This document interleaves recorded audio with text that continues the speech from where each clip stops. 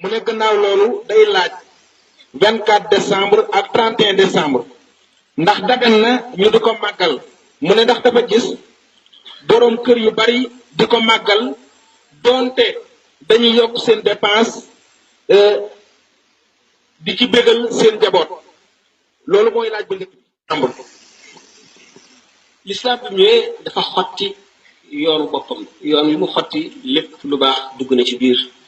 lépp lu mu ci dugalul amul njëriñ. Isa alayhi salaatu wasalaam yonent la boo xam ne gannaaw Xaalid ibnu Sinaan moo fi mujj yonent bi sallallahu alayhi wa sallam tegu ci. juddu Isa alayhi salaam ba tey ci boppam mu arrixoon ne maanaam historiens yi d'accorduñ ci kañ la woon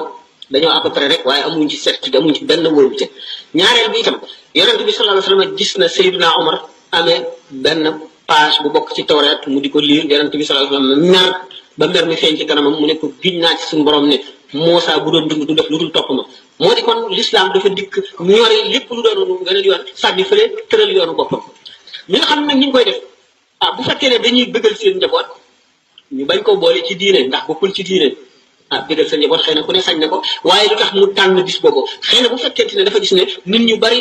xale yu bari ñi ngi leen di bëggal te doomam kon dana am lu ko naqari wala kii mu bëgg ko naxee xëy na loolu dara nekku ci waaye nga fas ne loo war a def la njuumte la ndax l'islam rëdd ko. am na nag ci diine yi jiitu woon l'islam ay yenn ci jëfin yoo xam ne l'islam saxal na ko waaye itam farata mu di mel naka tey yow ma Ashura woor ko bi nga xamee ne yahud yi dañ ko daan def yonent bi sallallahu alayhi wasallam jóge Makka ñëw Madina gis yahud yi di ko def mu ne leen nun noo gën a yey ci Muusa maanaam yonent bi sallallahu alayhi wasallam ak jullit ñi ñoo gën a yey ci yahud yi ci Muusa daal di koy digle danañ ko woor ñu di ko woor ci coxeel muy di sopp du farata du sunna ñu di ko woor. lu mel noonu nga xam ne kon yonent bi sallallahu alayhi wasallam ci boppam moo ko wax kon yoonal nañ ko kon lu ñu yoonal la waaye loo xam ne yonent bi sallallahu alayhi wasallam nekk na fi ba jógee fi yoonalu ko xulafaa'ul arbaa yoonalu ko